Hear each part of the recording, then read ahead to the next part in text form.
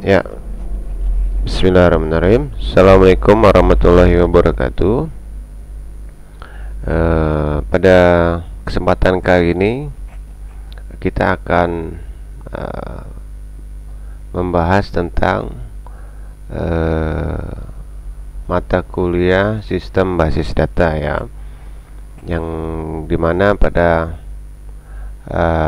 kesempatan kali ini mata kuliah sistem basis data ini saya ampuh. Oke, sebentar ya. Nah, di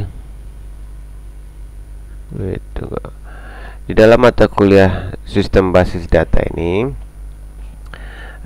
ada berjumlah 2 SKS ya. Nantinya ini ada di semester 2 ya. Baik. Untuk materi pertama ini saya akan jelaskan terlebih dahulu tentang bagaimana konsep dasar basis data itu ya, secara umumnya. Baik, konsep dasar basis data ini kita akan bahas terlebih dahulu yang tentang data ya, dimana sudah lazim atau sudah umum bahwa data ini merupakan hal yang sangat penting di dalam kehidupan kita sehari-hari ya, baik itu digunakan untuk merencanakan sesuatu atau bisa juga dipergunakan untuk sebagai bahan pertimbangan untuk mengambil sebuah keputusan dalam kehidupan sehari-hari. Misalkan sebuah perusahaan atau sebuah instansi itu sangat bergantung sekali terhadap sebuah data. Nah, di sini ada sebuah pertanyaan. Dapatkah kita bayangkan kebutuhan suatu perusahaan atau organisasi terhadap data yang diperlukan bagi kepentingan bisnisnya? Nah, jadi coba sekarang kita bayangkan bahwa suatu perusahaan atau organisasi itu kebutuhan terhadap data itu sangat penting ya. Jadi mereka tidak bisa terlepas dari namanya data. Nah, basis data atau sering juga disebut dengan database ini bisa kita umpamakan ya sebagai sebuah lemari arsip ya. Jadi kalau di perkantoran itu biasanya ada namanya lemari arsip. Nah, itu kita bisa meletakkan beberapa atau kita juga dapat mengolah hal-hal seperti yang tertera di PowerPoint ini, bahwa kita bisa memberi map pada kumpulan arsip. Jadi kita di dalam sebuah lemari arsip itu bisa kita letakkan map ya, kumpulan arsipnya, dimana nanti kita juga bisa mungkin di situ memberi penomoran dengan pola tertentu yang nilainya unik pada setiap map ya. Jadi kita di dalam map itu bisa dikelompokkan ya. Jadi kita bisa menjadikan per kelompok, misalkan per nama atau per kegiatan, per agenda, per tanggal dan seterusnya. Jadi kita bisa tentukan penomorannya dengan pola-pola yang sesuai dengan kebutuhannya. Kemudian yang berikutnya adalah menempatkan arsip-arsip tersebut dengan urutan tertentu di dalam lemari. Tadi sama ya seperti tadi contohnya ya. Atau menyusun arsip-arsip tadi sesuai kronologisnya dan tanpa pengelompokan. Nah, jadi bisa kita atur arsip tersebut atau kumpulan dari data tersebut, map tersebut sesuai dengan kebutuhan kita.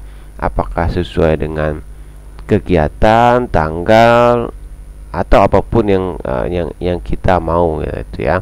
Jadi basis data itu bisa kita umpamakan sebagai sebuah lemari arsip ya.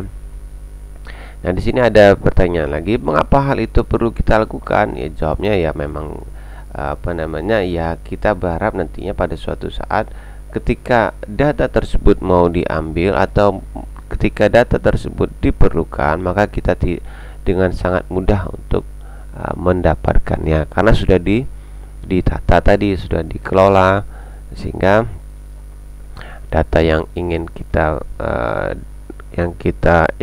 kita gunakan itu mudah ya dalam pengambilannya nantinya. Nah, kira-kira seperti itu gambaran umum tentang basis data. Nah, ini menurut Fatansyah 2012. Nah, di sini ada contoh penggunaan basis data ya. Nah, di sini jika Anda lihat di sini ada basis data dalam magnetic disk ya, basis data dalam magnetic disk. Ini ya, jadi ini contohnya misalkan sebuah hard disk ya.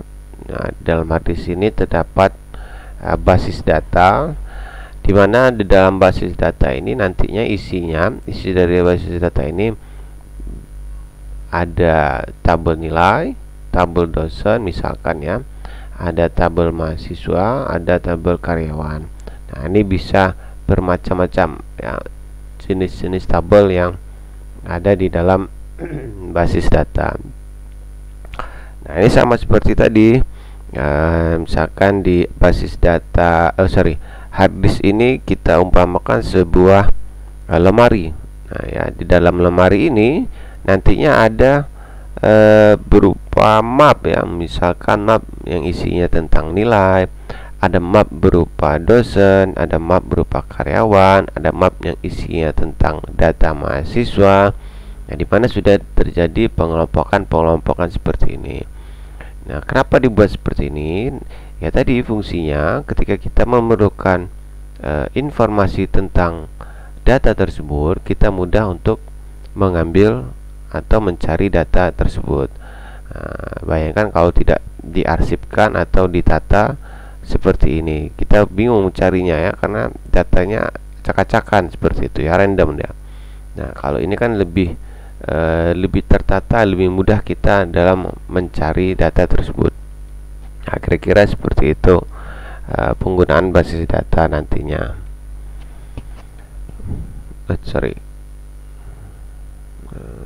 Oke. Nah, di sini ada kita lihat definisi basis data menurut para ahlinya ya. Menurut Fatansyah bahwa basis data itu terdiri dari dua kata, yaitu basis dan data. Basis sendiri ya bisa diartikan sebagai markas atau gudang ya, base ya, basis base itu dasar ya, atau tempat bersarang atau berkumpul. Sedangkan data adalah representasi fakta dunia nyata yang mewakili suatu objek seperti manusia. Jadi data ini mewakilkan atau merepresentasikan ya fakta dunia nyata yang mewakili suatu objek. Jadi data ini bisa dia mewakilkan manusia, contoh pegawai, siswa, pembeli, pelanggan, tadi ada mahasiswa dan seterusnya. Atau juga bisa berupa barang, hewan ya, atau bisa juga berupa peristiwa, konsep, keadaan dan sebagainya.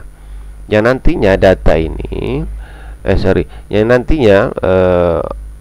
objek ini nanti diwujudkan dalam bentuk angka, bisa berupa angka, huruf, simbol, teks, gambar, bunyi atau kombinasinya.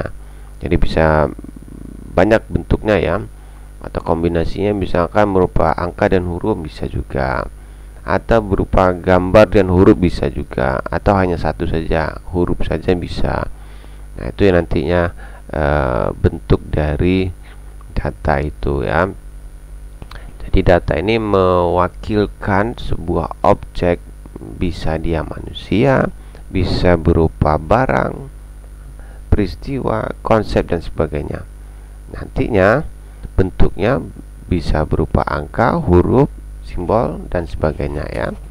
Nah, itu yang perlu kita ketahui dulu tentang definisi basis dan data. Nah, sedangkan menurut Fatansyah 2000 ini kok ke bablasan ini nih. Sedangkan menurut Indrajani di tahun 2009 menyampaikan bahwa ada beberapa definisi tentang data. Ini tentang data ya.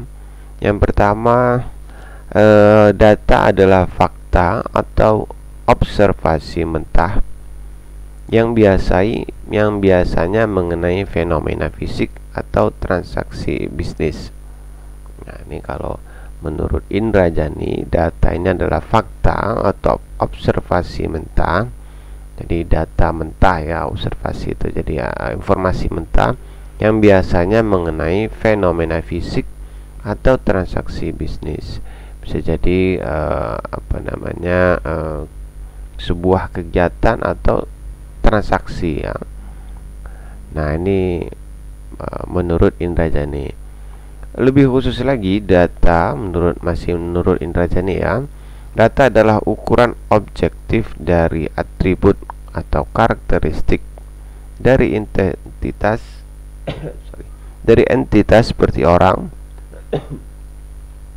tempat, benda, atau kegiatan. Jadi ini data tadi bisa berupa objek ya, seperti orang, tempat, benda, ataupun kejadian. Kemudian representasi fakta hanya mewakili suatu objek seperti pelanggan, karyawan, mahasiswa, dan lain-lain yang disimpan dalam bentuk angka, huruf, simbol, teks, gambar, bunyi, dan kombinasinya. Sama ya seperti pendapat ahli sebelumnya bahwa data ini representasi dari suatu objek ya, dan digambarkan dalam bentuk angka, huruf, simbol, dan seterusnya. Itu ya. Nah, jadi apa kesimpulannya? Basis data kita definisikan, ini menurut Fatansyah ya, seperti himpunan kelompok data atau arsip yang saling berhubungan, yang diorganisasi sedemikian rupa agar nantinya dapat dimanfaatkan kembali dengan cepat dan mudah. Jadi basis data ini adalah himpunan kelompok data atau arsip yang memiliki hubungan di dalam sebuah organisasi nantinya ketika dibutuhkan maka bisa digunakan cepat dan mudah. Nah, itu berikutnya adalah kumpulan data yang saling berhubungan, yang disimpan secara bersama sedemikian rupa dan tanpa pengulangan atau redundansi, yang tidak perlu untuk memenuhi dan tanpa pengulangan atau redundansi yang tidak perlu untuk memenuhi berbagai kebutuhan. Jadi kumpulan basis data ini adalah kumpulan data yang saling berhubungan, yang disimpan secara bersama, kemudian tanpa pengulangan atau redundansi. Nanti kita jelaskan redundansi itu apa ya, yang tidak perlu sehingga nanti ketika diperlukan bisa digunakan ya. Kemudian lagi ada basis data itu adalah kumpulan file atau tabel atau arsip yang saling berhubungan, yang disimpan dalam media penyimpanan elektronik. Nah, ini definisi database menurut Fatansyah ya, dari beberapa sudut pandang. Berikutnya, prinsip dan tujuan basis data. Ini basis data ini atau lemari arsip ini hampir sama ya. Jadi prinsip kerjanya itu dan tujuan yang sama. Jadi prinsip utamanya adalah pengaturan data atau arsip, dan tujuan utamanya adalah untuk kemudahan dan kecepatan dalam pengambilan kembali data atau arsip tersebut jika diperlukan. Nah, bedanya dengan lemari arsip konvensional dengan komputerisasi adalah di media penyimpanannya. Jadi kalau di penyimpanan secara konvensional, pengarsipan itu biasanya menggunakan lemari ya. Tetapi kalau di komputer sudah menggunakan penyimpanan elektronik seperti hard disk ya sekarang ya, floppy disk dan sebagainya. Nah, ada beberapa operasi dasar basis data yang nanti akan kita bahas. Yang pertama kita asumsikan dulu ya. Jadi nanti Anda bisa membayangkan bagaimana sih database itu ya. Jadi nantinya di dalam sebuah disk itu kita dapat menempatkan beberapa atau lebih dari satu basis data. Nah, jadi hard disk ini kita umpamakan adalah sebuah lemari ya, sebuah lemari kosong ya, sebuah lemari kosong yang nantinya kita dapat menempatkan beberapa lebih dari satu basis data. Jadi lemari kosong bisa kita letakkan beberapa map ya, kita umpamakan map lah ya, map itu, atau jangan map lah ya, sebuah kotak kecil lagi ya, sebuah kotak kecil ya. Ini jadi di dalam lemari itu bisa kita letakkan beberapa kotak kecil untuk menyimpan map, di mana map itu nantinya ada data-data tentang informasi tertentu. Nah, kira-kira gambaran ilustrasinya seperti itu. Ya, lanjutkan ya. Jadi di dalam sebuah disk tadi kita bisa menempatkan beberapa atau lebih dari satu basis data. Kemudian dalam basis data itu kita dapat menempatkan satu atau lebih tabel. Ya, dalam basis data ini kita bisa meletakkan tabel, membuat lebih dari satu tabel. Kemudian pada tabel itu nantinya tempat penyimpanan data. Ya, setiap basis data umumnya dibuat untuk mewakili sebuah semesta data yang spesifik. Jadi basis data ini biasanya untuk satu spesifik, misalnya tentang data kepegawaian saja, atau tentang akademik, atau tentang inventory dan sebagainya. Jika ini sudah banyak ininya ya, data yang sudah banyak, bisa jadi dalam satu basis data ini hanya untuk data kepegawaian saja. Tetapi kalau jumlahnya tidak terlalu banyak, biasanya hanya dalam satu basis data ini bisa mencakup keseluruhannya. Jadi data pegawai, data akademik ini bisa diwakilkan dalam bentuk tabel ya, nantinya bisa berupa tabel pegawaian, ada tabel inventory ya, dan seterusnya. Jadi kalau dia jumlahnya kecil, tapi kalau dia jumlahnya banyak, bisa di dalam satu basis data hanya untuk inventory, dalam satu basis data hanya untuk satu data saja, yaitu kepegawaian. Nah, kira-kira seperti itu. Kemudian operasi-operasi dasar yang dapat kita lakukan berkenaan dengan basis data ini bisa banyak ya. Nanti kita akan mempraktekkan bagaimana operasi-operasi dasar ini. Tapi ini untuk kita Anda ketahui terlebih dahulu ya. Yang pertama ini pembuatan basis data baru, atau nantinya menggunakan perintah SQL ya. Nah, nanti kita akan belajar atau praktek bagaimana membuat sebuah perintah SQL. Nah, salah satunya adalah membuat basis data, yaitu perintah SQL-nya adalah atau perintah database-nya ya. Perintahnya adalah create database. Ini kita diminta untuk membuat database baru atau basis data yang baru. Kemudian ada juga penghapusan basis data. Perintahnya adalah drop database.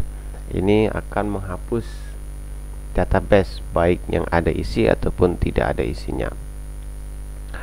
Yang berikutnya adalah membuat tabel baru di dalam database. Perintahnya adalah create table. Nah, ini untuk membuat sebuah tabel baru.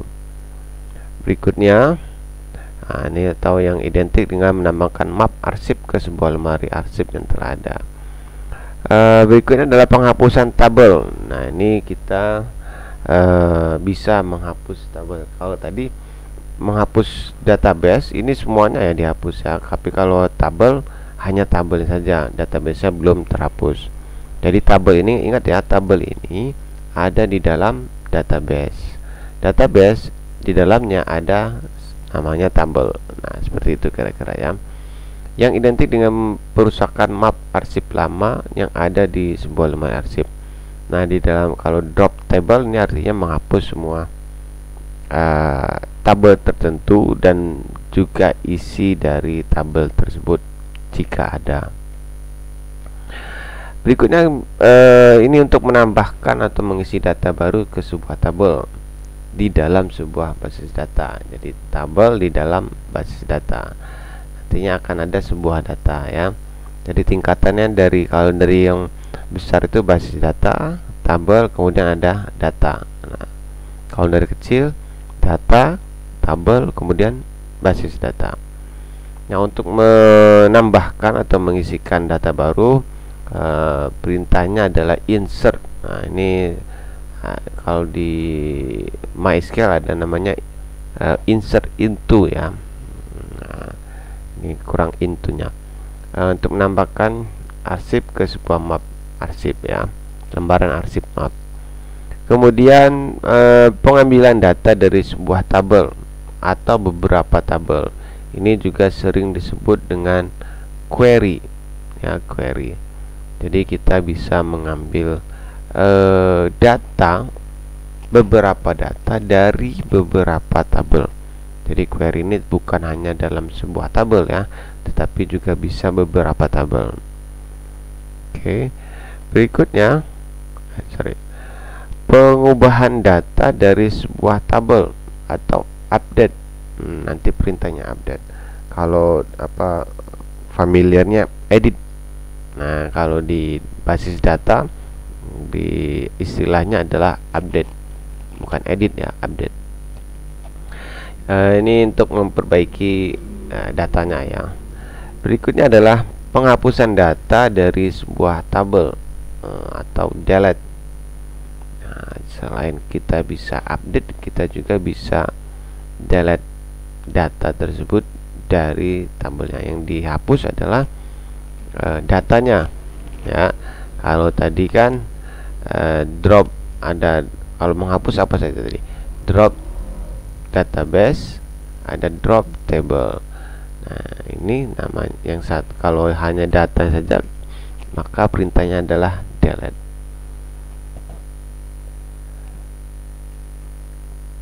Nah, ini adalah definisi dari sistem basis data. Jadi ini menurut Fatansyah, sistem basis data merupakan sistem yang terdiri dari kumpulan tabel data yang saling berhubungan dalam sebuah basis data di sebuah sistem komputer, dan sekumpulan program yang biasanya disebut dengan DBMS, Database Management System, yang memungkinkan beberapa pemakai dan atau program lain untuk mengakses atau memanipulasi tabel-tabel tersebut.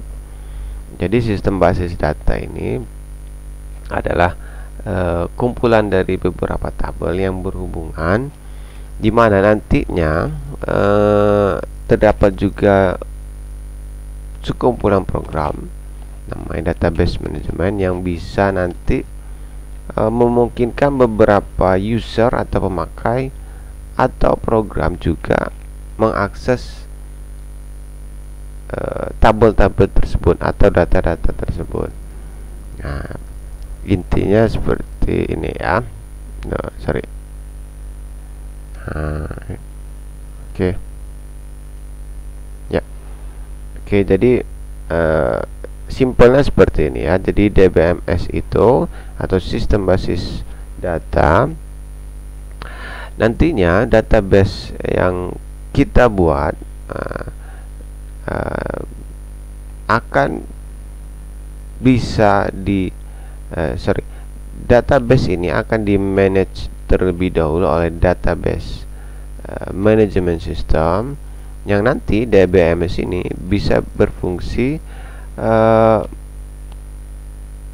agar user dan lebih dari satu user ya, user bisa menggunakannya secara bersamaan dengan aplikasi-aplikasi lain atau user lain. Jadi multi user ya. Jadi usernya bisa banyak yang menggunakan atau mengakses database. Nah, kira-kira gambarannya seperti itu. Jadi usernya database-nya satu, tetapi bisa diakses oleh banyak user ya. Nanti tinggal diberi aksesnya yang berbeda-beda. Nanti kita akan bahas itu ya. Ada admin, nanti ada yang sebagai user saja, ada super admin dan seterusnya ya.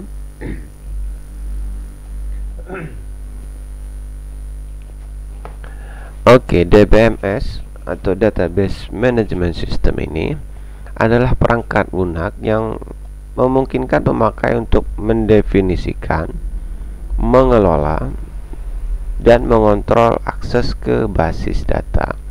Nah, jadi tugas atau DBMS ini nantinya tugasnya adalah bisa mendefinisikan, mengelola, mengontrol akses ke basis data.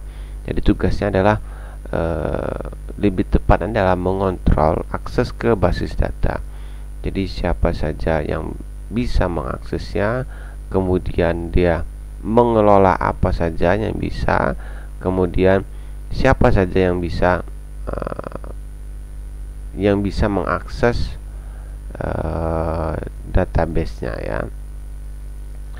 Kemudian DBMS yang mengelola basis data relasional disebut dengan Relational DBMS atau RDBMS. Jadi DBMS ini nanti yang mengelolanya disebut RDBMS. Contoh perangkat lunak termasuk DBMS. Nah, ini contoh-contoh ini ya. Aplikasi database-nya banyak ya. Ada DBase, Foxbase, Airbase, Microsoft Access yang umum yang sudah ada di laptop atau komputer kita, Microsoft Access. Ada Borland Paradox atau Borland Interbase, ada Microsoft SQL Server, ada Oracle, Informix, Sybase, MySQL dan lain-lain ya. Nah, ini yang tapi pada umumnya yang sering kali digunakan sebagai untuk kita belajar atau pembelajaran itu biasanya Microsoft Access, MySQL ataupun Microsoft SQL Server. Nah, ini tiga aplikasi ini yang sering kali digunakan.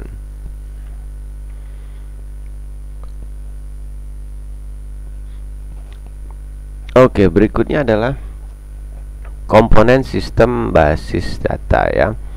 Nah, dimana di dalam sebuah sistem basis data ini akan ada beberapa komponen yang wajib ada ya. Yang pertama pastinya yaitu ya perangkat kerasnya atau hardware-nya ya. Semakin besar kebutuhan akan database-nya, maka perangkat kerasnya pun harus spesifikasinya pun harus mumpuni ya, harus sesuai ya. Nah, ini untuk sistem basis data. Tetapi kalau Anda sebagai mahasiswa ya tidak perlu ya yang terlalu spesifik komputer atau yang terlalu tinggi, nggak perlu ya. Jadi yang sedang saja ya.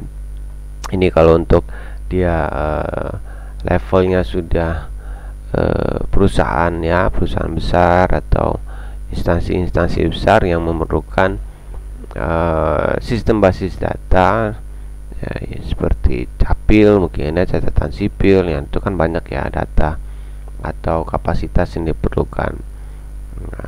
Atau mungkin di mana lagi ya, Pemda ya, yang mungkin memerlukan data-data yang cukup besar sehingga memerlukan perangkat keras yang bagus juga. Kemudian juga ada sistem operasinya ya. Ini sistem operasi juga diperlukan yang yang orisinal atau biasanya yang premium. Tapi kalau untuk pembelajaran kita bisa gunakan yang free ya, atau open source saja sudah cukup. Kemudian juga ada basis datanya atau database-nya.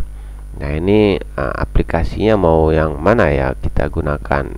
Tadi ada beberapa pilihan, Access, ada MySQL, ada Microsoft SQL Server dan seterusnya. Nah, itu nanti kita bisa tentukan sesuai dengan kebutuhannya, apakah kita hanya untuk belajar atau digunakan untuk komersil. Kemudian juga ada sistem aplikasi perangkat lunak pengelola basis datanya. Nah, ini nanti bisa bisa kita gunakan juga bahasa pemrograman apa yang mau digunakan untuk mengelola database-nya. Nah, contohnya nanti mungkin bisa saja PHP atau Java atau Visual Basic ya, tergantung ya nantinya kebutuhannya apa, atau Android dan seterusnya. Kemudian yang terakhir sistem basis data, yaitu pemakai atau usernya. Nanti kita akan di slide berikutnya kita akan jelaskan usernya bisa apa saja nantinya ya. Oke. Tadi ini sudah, maaf. Berikutnya adalah komponen-komponen database management systemnya. Yang pertama, data ini tersimpan secara terintegrasi dan dipakai secara bersama-sama. Jadi di dalam komponen DBMS ini yang diperlukan adalah nantinya datanya akan tersimpan secara terintegrasi dan dipakai secara bersama-sama. Artinya datanya itu bisa digunakan oleh lebih dari satu pengguna ya, atau usernya ya. Kemudian komponen berikutnya adalah hardware. Nah, ini atau perangkat keras yang digunakan dalam mengolah sistem database-nya ya. Ini hampir-hampir sama seperti komponen sistem basis data tadi ya. Kemudian tapi ada yang berbeda hanya di prosedur. Oke, berikutnya adalah software atau perangkat lunak perantara antara pemakai dengan data fisik. Perangkat lunak dapat berupa database management system dan berbagai program aplikasi. Yang berikutnya adalah prosedur berhubungan berbagai perintah dan aturan-aturan yang akan menentukan rancangan dan penggunaan basis data. Nah, ini nanti adalah prosedurnya ya. Jadi komponen DBS ini memerlukan sebuah prosedur atau perintah untuk mau mengeksekusi yang perintah yang mana ya, tergantung dari si penggunanya. Kemudian ada juga user, yang terakhir adalah sebagai pemakai sistem. Nah, ini ada beberapa user dalam penggunaan DBMS. Ada 3 klasifikasi, yaitu database administrator, atau DBA, yaitu orang atau tim ya, bisa dia per orang, bisa juga dalam satu tim ya, yang bertugas mengelola sistem database secara keseluruhan. Jadi ini adminnya ya, ini si administratornya, tugasnya ya mengelola semuanya ya, semua. Jadi hak aksesnya dari yang menentukan administrator, siapa saja menggunakannya, kemudian menu apa saja yang boleh diakses oleh user, dan seterusnya. Jadi si administrator inilah yang menentukan siapa-siapa yang berhak mengakses database tersebut. Berikutnya adalah programmer, yaitu orang atau tim yang bertugas membuat program aplikasi yang mengakses database. Nah, tadi ya, selain user ada juga namanya, ada juga aplikasi yang bisa mengaksesnya. Nah, jadi database dan program itu terpisah ya, terpisah. Jadi si database itu berdiri sendiri, program itu berdiri sendiri, tetapi program itu dapat mengakses database-nya. Nah, itu si programmer yang membuat aplikasinya ya. Bisa website, bisa apa lagi ya, Java bisa, dan seterusnya. Banyak ya aplikasi-aplikasi bahasa pemrograman. Terakhir adalah end user, yaitu orang yang mengakses database melalui terminal dengan menggunakan query language atau program aplikasi yang dibuatkan oleh programmer. Nah, tadi setelah si programmer itu membuatkan aplikasi, maka aplikasi itu nanti digunakan oleh siapa? Oleh user atau end user yang bisa mengakses database tersebut. Itu ya kira-kira user sebagai pemakai sistemnya. Terakhir adalah keuntungan DBMS. Yang pertama adalah pengontrolan kerangkapan data. Nah, jadi ada sempat saya singgung tadi di sini, bentar ya, redundansi mana tadi? Nah, ini ya. Jadi ada apa namanya, kumpulan data yang saling berhubungan yang disimpan secara bersama sedemikian rupa dan tanpa pengulangan yang tidak perlu. Jadi pengulangan data itu disebut dengan redundansi ya. Jadi pengulangan data, contoh misalkan misalkan seperti ini. Kalau menggunakan cara konvensional dalam menyimpan sebuah data, itu biasanya seringkali terjadi rangkap data, kerangkapan data. Jadi datanya double, lebih dari satu ya, bisa dia 2, 3 dan seterusnya, tetapi datanya ya sama sebenarnya. Nah, dengan adanya DBMS ini, kita dapat meminimalisir kerangkapan data tersebut atau redundansi tersebut. Kemudian konsistensi data, jadi datanya konsisten karena sudah dikurangi redundansinya tadi, maka datanya pastinya konsisten ya, datanya tidak berubah-ubah. Nah, kecuali memang dia apa namanya, ada perubahan. Nah, dan perubahan itu akan tersimpan secara baik. Kemudian lebih banyak informasi dari jumlah data yang sama. Jadi maksudnya di sini adalah datanya ada 10, informasinya bisa lebih dari 10 ya. Jadi lebih banyak informasi dari jumlah data yang sama. Jadi dari data yang ada itu artinya kita dapat informasinya lebih. Nah, kira-kira seperti itu ya. Kemudian juga bisa sharing data. Nah, datanya nanti, data tersebut bisa digunakan atau diakses ya, diakses oleh beberapa user, baik itu orang ataupun aplikasi. Berikutnya contoh misalkan kalau sharing data ini di Disi Akad pun itu sebenarnya Anda sudah melakukan sharing data ya. Kita semua dapat melihat mata kuliah ya, baik mahasiswa, dosen itu dapat melihat mata kuliah. Anda pun juga sama ya, dapat melihat mata kuliah ataupun nilai ya. Jadi nilai yang diinputkan oleh dosen, mahasiswa dapat melihatnya dan seterusnya ya.